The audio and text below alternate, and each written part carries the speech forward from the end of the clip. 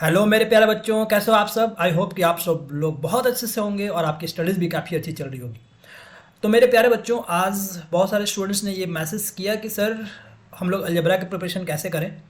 तो देखिए, algebra real I do agree कि अलजबरा जो है अपने आप में एक बहुत ही वास्ट कॉन्सेप्ट है और आपके एग्जामिनेशन पॉइंट ऑफ व्यू से अलजबरा की प्रिपरेशन किस तरह से की जाए, तो उसके लिए बच्चों मैंने कुछ क्वेश्चंस आपके लिए तैयार किया हुआ है और जो आपके एग्ज़ाम में पूछे गए हैं, तो उनसे एटलीस्ट ये पता चल पाएगा कि जो आपका जो एग्ज़ाम है वो किन तरह के कॉन्सेप्ट्स को मेनली फोकस करता है। राइट।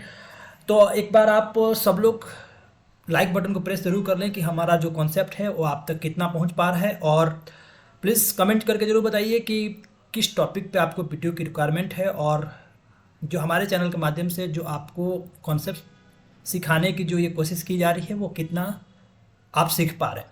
तो प्लीज़ आप कमेंट एक बार ज़रूर करिए, और अगर आपको चैनल पे वीडियोस अच्छे लग रहे हो तो प्लीज़ आप एक बार लाइक और सब्सक्राइब जरूर कर दीजिए। तो चलिए हम लोग करते हैं क्वेश्चन की शुरुआत। क्वेश्चन ये दे रखा है कि if a square plus B square plus C square equal to 2 times a plus C minus 1, then the value of a Q plus B Q plus C cube equal to what.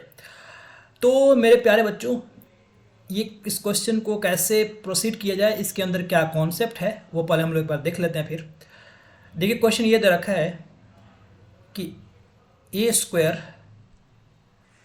Plus B square plus C square, अगर हम लोग right hand में इसको solve करें तो ये बनेगा 2a 2c -2। आई hope कि मेरे प्यारे बच्चों यहाँ तक सबको क्लियर होगा। अब हम लोग अगर ये जो राइट वाला जो टर्म है, अगर हम लोग इसको लेफ्ट में ट्रांसपोज करते हैं, सारे के सारे टर्म्स को अगर हम लोग लेफ्ट में लाते हैं तो हम लोग लिख सकते हैं कि A square plus B square plus C square -2a -2c +2 and that is equal to 0।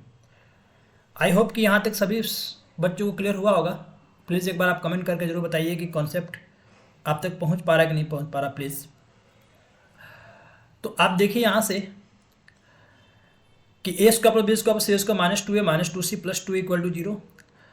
अब अगर हम लोग टर्म्स को थोड़ा सा रीअरेंज करें तो हम लोग देख सकते हैं कि ए स्क्वायर -2a और 2 को हम लोग लिख सकते हैं 1 + 1, तो इसमें से एक 1 इधर ले लिया जाए, plus B square plus C square -2c and +1 that is equal to 0। मेरे प्यारे बच्चों, अगर आप अच्छे से देख पाएँ तो ये जो टर्म है इसके बाद वाली जो ये टर्म है एग्जैक्टली वही चीज़ है जो ऊपर लिखा गया है, बस हम लोगों ने टर्म्स को थोड़ा सा रीअरेंज कर लिया।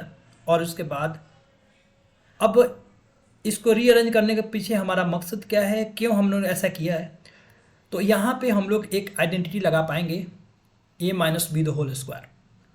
आई होप कि ये बात सबको पता है, सब लोग जानते हैं कि a - b का होल स्क्वायर कितना होता है।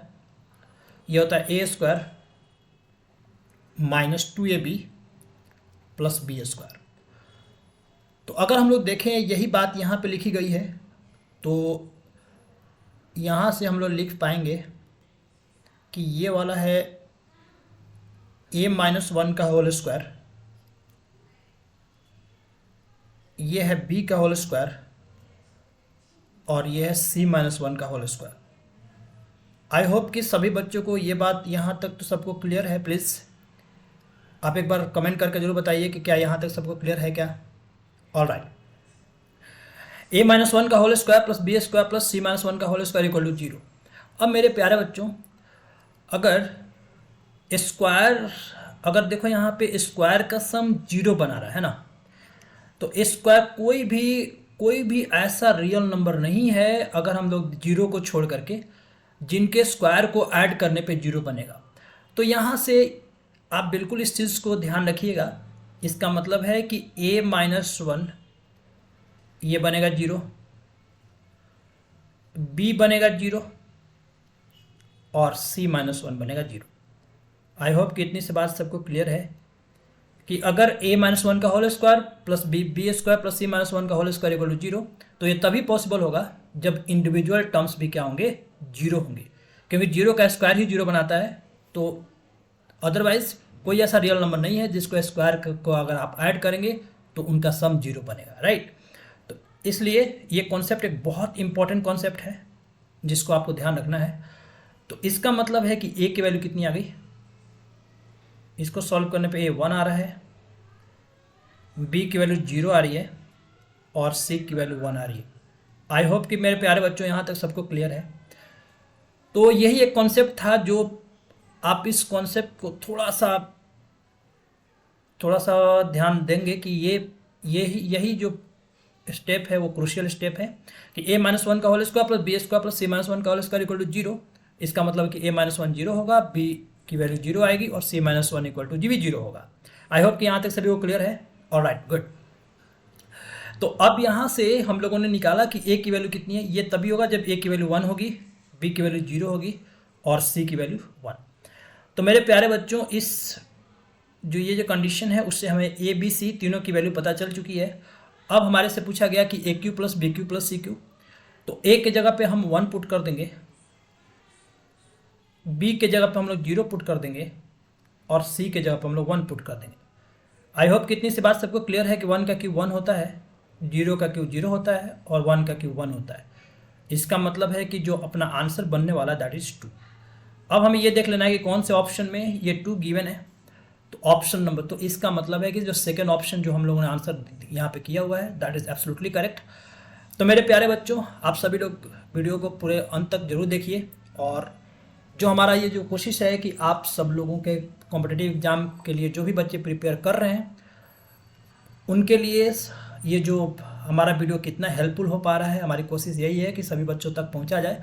तो प्लीज़ आप चैनल को सब्सक्राइब करिए और मैक्सिमम फ्रेंड्स में जो भी प्रिपेयर कर रहे हो उनको आप ज़रूर शेयर करिए। तो thank you friends, thanks for watching. और भी कॉन्सेप्ट्स के साथ आते हैं नेक्स्ट वीडियो में। Till then have a great day, bye.